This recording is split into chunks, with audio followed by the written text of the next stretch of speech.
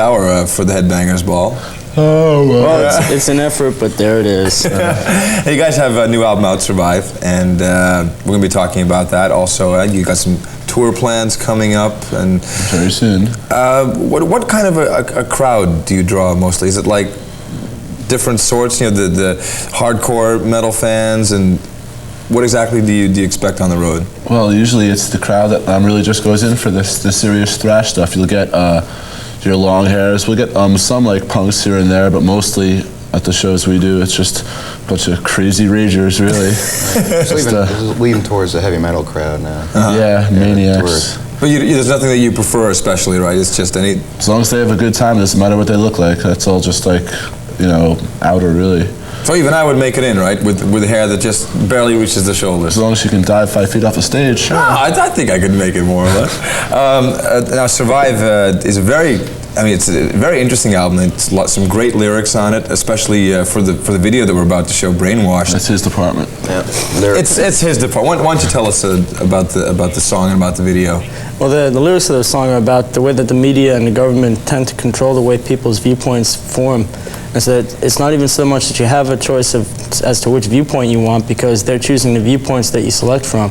It's the same way with the electorate system. We only have 2 parties in America that get on the bill and that have actual candidates. So it's just basically the whole song lyrically is talking about how limited your choices are, and that they're not really limited so much by yourself as by outside influences. And how the media gets it through to you, and how the media controls that and the government controls it through the media, so you only see what they want you to see, so you're not going to see certain things that happen in the world that would make America look bad and stuff like that. You know, it's filtered somewhere, and we just get what they want you to see. So how did the Is Elvis Alive thing get into the video? Oh, well, that's just the typical, that's just the typical stuff they show on TV that's mindless and has nothing to do with what's really going on. It's just stupid, trivial stuff to take your mind off the real problems. Decided she wanted it in there. Because she likes Elvis. Yeah. All right, let's take a look at it. Nuclear Assault right here, Brainwashed. Nuclear Assault still with you on the Headbangers Ball, rocking you throughout the night. Now, speed metal is something that's getting a lot of attention these days. Does that worry you that it's getting very mainstream instead of the underground label that it has had? Not as long as it's still keeping its own convictions. I mean, if it gets big, that's okay, as long as it's not being compromised in any way. I mean, we don't mind. I mean, you know, Metallica and Anthrax and all the bands bigger than us getting more popular, it's fine, as long as, you know, what we're doing, what they're doing isn't getting changed in any way by its popularity and conforming and losing its values. Otherwise, it's fine. Well, I think a lot of bands are coming along now. They're just jumping on the bandwagon, you know, and doing speed metal. And whereas it's been around for a little while, and to more talented musicians playing it, you know, as opposed to the people that just started playing it, you know, there's more involved. The music is more involved, you know, so you get more than just speed metal, you know, just thrashing away.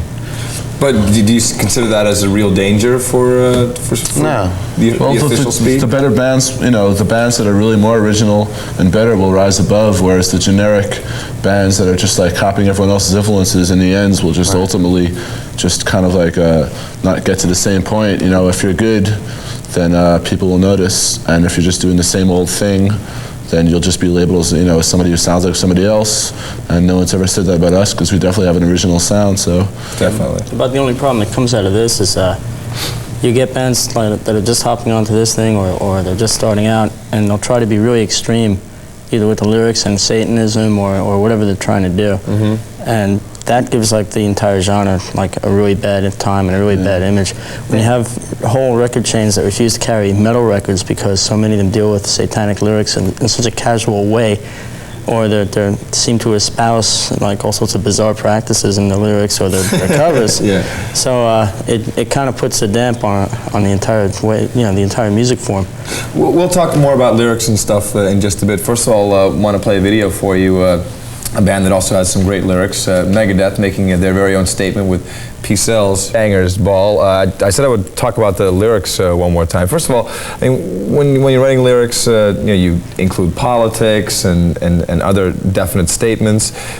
Can you do this thing anywhere, anytime, any place? on the road, in the bathtub? Whenever the inspiration hits. John writes in like that. He sits home and writes lyrics and more lyrics and more lyrics. He's great at writing lyrics. Well, actually, it usually happens in Holiday Inns while we're recording the records. But that's okay. He's amazing. Johnny, recording this lyric part tomorrow. Write the lyrics for it tonight, okay? Oh, okay, Randy. Yeah. He wrote like four songs worth of lyrics in the studio in like one day. It was unbelievable. He's really good at juggling words. The inspiration where things will happen, where you go, that's something will get you mad, and like instead of just like, getting all mad about it inside, you can just release it like that. I like his phrasing. Plus, when we're sitting down and writing a song, Danny and I will like get a feel for how we're playing it and say, well, let's toss some ideas out for what it'll be about. And then we'll take a lyrical point from there. Danny writes some of the lyrics, or he'll give me ideas for it. Brainwash was a good example. Songs together. Yeah, it's his music. Right, we had a concept, and then like he really refined it. Or like one time, I'm waiting for the bus, and some cops driving by, and he gives me the finger. It's just it's a true story. It's really? Like, instead of fuming about it, you like take the emotions and you purge it, and you write lyrics about it instead of just letting it boil up inside and it'll mess you up. But did you at least get his badge number? Nah. No, he was driving by in a car real fast, and I was waiting at the bus stop. But I just said, well, I'm not going to let it get to me. I hear you. And you guys are going out on tour, as you said. That you're going to be on the road with Slayer, and then headlining some of your own dates. Yeah, we're leaving in a couple of days. We'll have about 20 dates with them, and then about probably more just headlining, and we'll be back in like late October, and then we'll do some more stuff around here. Okay, we'll be looking for you. Well, thank you very much for coming in. Oh, thanks a lot for having us. And you can stay up for the rest of the ball. Yeah, sure. Play more videos for you on the Headbangers Ball. Aerosmith here with Ragdoll.